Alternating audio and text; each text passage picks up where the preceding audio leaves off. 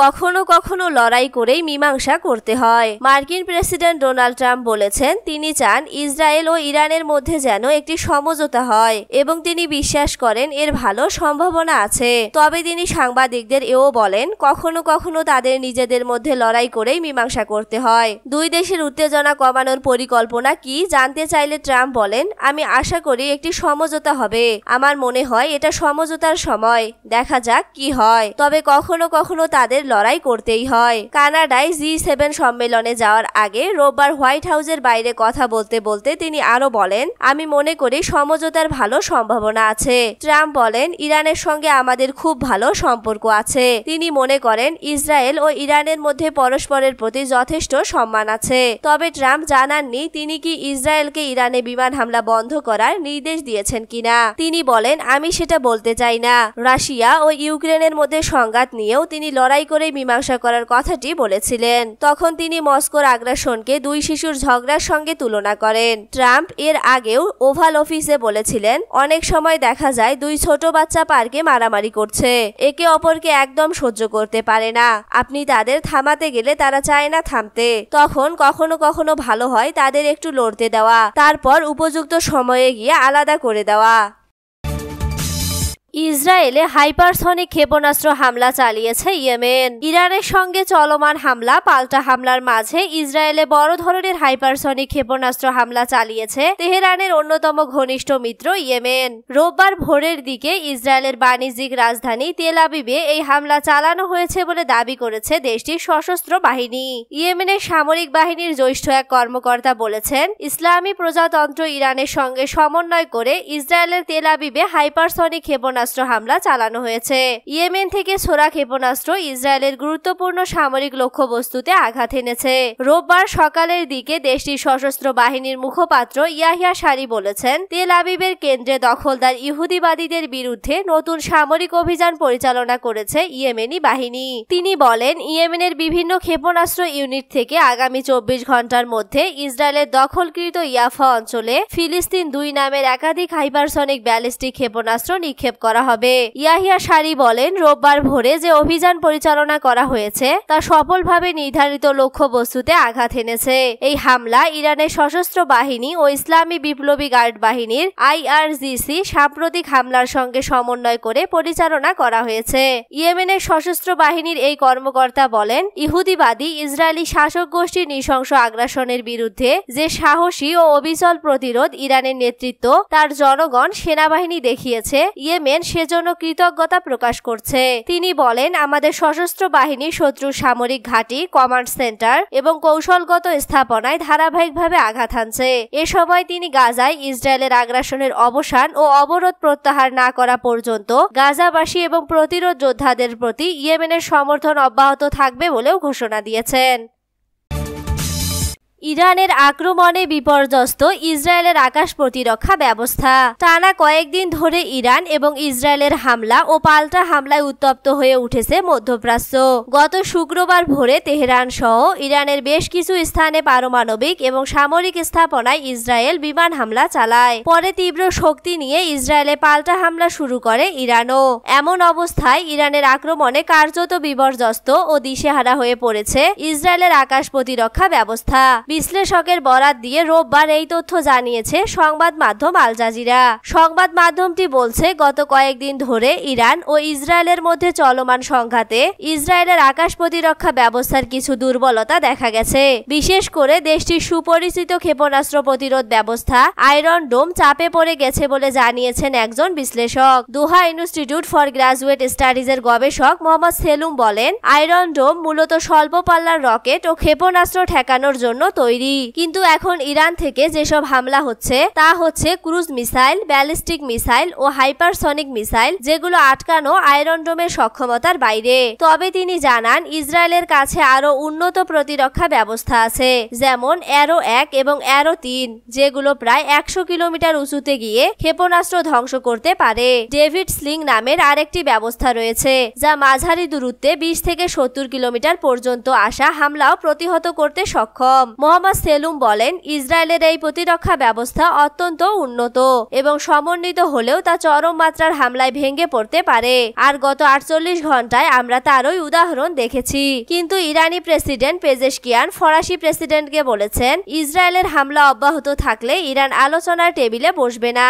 রোববারের নির্ধারিত যুক্তরাষ্ট্র ইরান পারমাণবিক আলোচনা বাতিলের ঘোষণা করার পরই ইরান এই কথা জানালো। ইসরায়েলের হামলাকে বর্বর আখ্যা দিয়ে তীব্র সমালোচনা চীনের পররাষ্ট্রমন্ত্রী ওয়াং ই ইরান ও ইসরায়েলের পররাষ্ট্রমন্ত্রীদের সঙ্গে ফোনে কথা বলেছেন এবং ইসরায়েলের সাম্প্রতিক হামলা নিয়ে তীব্র প্রতিক্রিয়া জানিয়েছেন। ইরানের ওপর ইসরায়েলের হামলাকে বর্বর আখ্যা দিয়ে তীব্র সমালোচনা করেছেন তিনি। একই সঙ্গে ইরানের সার্বভৌমত্ব রক্ষার প্রচেষ্টাকে চীন সমর্থন করে বলেও জানিয়ে দিয়েছেন তিনি। রোববার এই তথ্য জানিয়েছে সংবাদ মাধ্যম আল জাজিরা। ইসরায়েলি পররাষ্ট্রমন্ত্রী গিদেওন সায়ারের সঙ্গে ফোনালাপে ওয়াং বলেন, ইরানের ওপর সামরিক হামলা চালিয়ে ইসরায়েল আন্তর্জাতিক আইন লঙ্ঘন করেছে এবং এটি চীন স্পষ্টভাবে প্রত্যাখ্যান করছে। তিনি আরও বলেন, যখন আন্তর্জাতিক সম্প্রদায় এখনো কূটনৈতিকভাবে ইরানের পারমাণবিক ইস্যুর সমাধানের চেষ্টা করছে, তখন এই ধরনের শক্তি প্রয়োগ পরিস্থিতিকে আরও জটিল করে তুলবে। চীনা পররাষ্ট্রমন্ত্রী জোর দিয়ে বলেন, ইরানের পারমাণবিক ইস্যুতে কূটনৈতিক পথ এখনো শেষ হয়ে যায়নি এবং সংঘাত বা শক্তি দিয়ে কখনোই টেকসই শান্তি আনা সম্ভব নয়। অন্যদিকে ইরানের পররাষ্ট্রমন্ত্রী আব্বাস আরাকচির সঙ্গে আলাপচারিতায় ওয়াং বলেন, চীন ইরানের সার্বভৌমত্ব, নিরাপত্তা ও ভূখণ্ডের অখণ্ডতার ওপর ইসরায়েলের হামলার তীব্র নিন্দা জানাচ্ছে। তিনি ইরানি কর্মকর্তাদের ওপর বর্বর হামলার বিরুদ্ধেও কড়া প্রতিবাদ জানান। ওয়াং ই আরও বলেন, ইরানের সার্বভৌমত্ব রক্ষার প্রচেষ্টাকে চীন সমর্থন করে এবং ইরানের পারমাণবিক স্থাপনাগুলোর ওপর ইসরায়েলি হামলাকে একটি বিপজ্জনক নজির হিসেবে আখ্যা দেন, যা ভবিষ্যতে ভয়াবহ পরিণতি ডেকে আনতে পারে। মোসাদের 2 গুপ্তচরকে আটক করেছে ইরান। ইসরায়েলের গোয়েন্দা সংস্থা মোসাদের সঙ্গে সম্পৃক্ত 2 ব্যক্তিকে আটক করেছে ইরান। বিস্ফোরক ও বিভিন্ন ইলেকট্রনিক ডিভাইস প্রস্তুতরত অবস্থায় হাতিনাতে তাদের গ্রেফতার করা হয়েছে বলে জানিয়েছে ইরানের নিরাপত্তা বাহিনী। দেশটির আধা সরকারি সংবাদ সংস্থা তাসনিম নিউজ জানিয়েছে, আটকদের ইরানের আলবোর্স প্রদেশ থেকে গ্রেফতার করা হয়েছে। ইরানের নিরাপত্তা বাহিনীর বরাত দিয়ে প্রতিবেদনে বলা হয়, ওই 2 ব্যক্তি বিদেশি নির্দেশনায় নাশকতামূলক কর্মকাণ্ডের পরিকল্পনায় যুক্ত ছিল।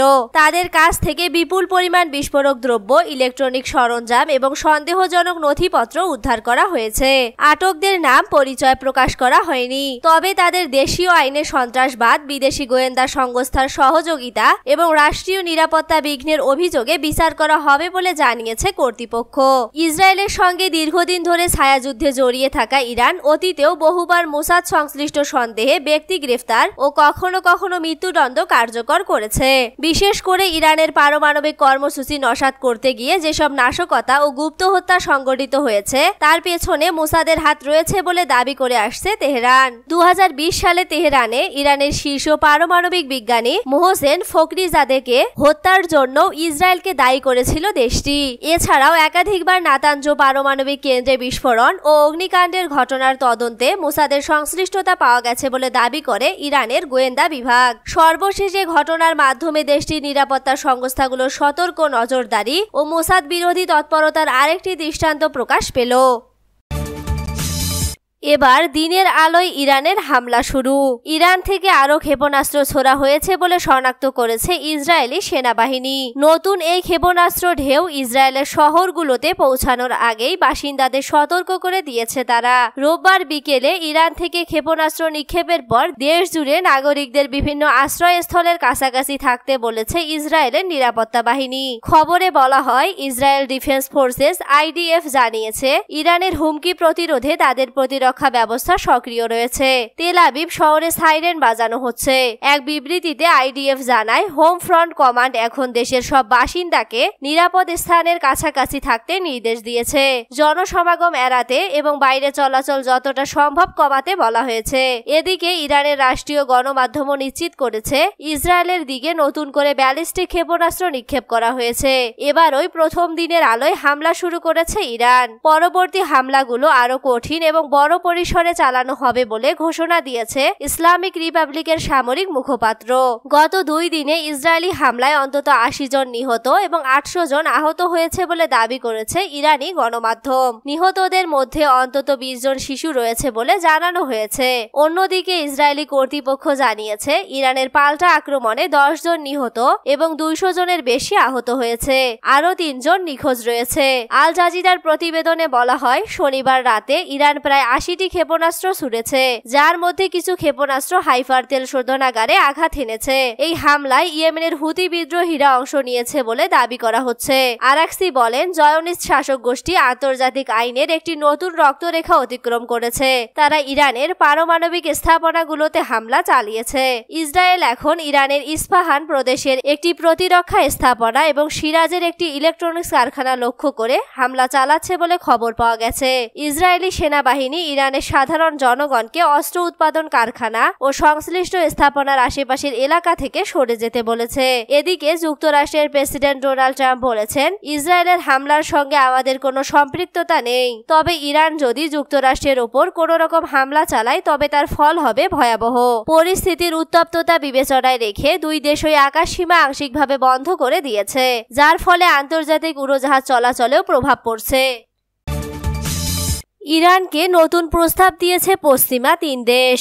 ইরান ইসরায়েল পাল্টাপাল্টি হামলায় উভয় পক্ষেই হতাহতের ঘটনা ঘটেছে। এতে ধ্বংস হয়েছে সামরিক বেসামরিক বহু স্থাপনা। শক্তিশালী 2 দেশের সংঘাত ঘিরে উত্তেজনা ছড়িয়ে পড়ছে পুরো মধ্যপ্রাচ্যে। তৈরি হয়েছে সর্বাত্মক যুদ্ধ ছড়িয়ে পড়ার আশঙ্কাও। চলমানে যুদ্ধ পরিস্থিতি সৌদি আরব, কাতার, তুরস্ক, পাকিস্তান, ভেনেজুয়েলা সহ আরো অনেক দেশ ইসরায়েলকে উত্তেজনার জন্য দোষারোপ করেছে।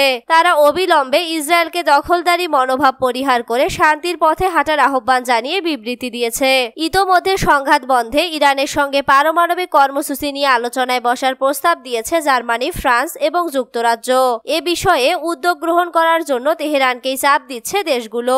সংবাদ সংস্থা রয়টার্সের বরাতে দ্য টাইমস অফ ইসরায়েল জানিয়েছে জার্মানি, ফ্রান্স ও ব্রিটেন মধ্যপ্রাচ্যের পরিস্থিতি শান্ত করার লক্ষ্যে ইরানের সঙ্গে তার পারমাণবিক কর্মসূচি নিয়ে তাৎক্ষণিক আলোচনা করতে প্রস্তুত। জার্মান পররাষ্ট্রমন্ত্রী জোহান ওয়াদেফুল বলেছেন এসব কথা। মধ্যপ্রাচ্যে সফরে থাকা ওয়াদেফুল জানান তিনি ইসরায়েল ও ইরানের মধ্যে সংঘাত কমাতে অবদান রাখার চেষ্টা করছেন এবং উল্লেখ করেছেন যে তেহরান পূর্বে গঠনমূলক আলোচনায় প্রবেশের সুযোগ গ্রহণ করতে ব্যর্থ হয়েছে।